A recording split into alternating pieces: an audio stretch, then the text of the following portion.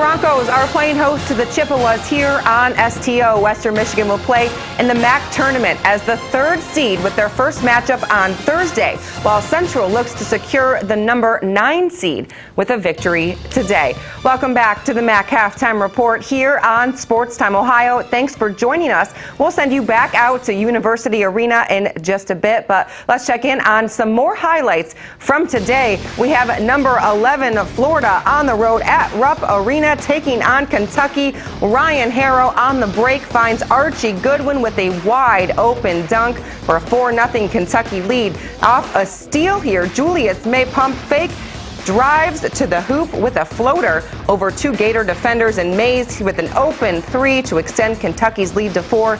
They're tied 31-31 at the half.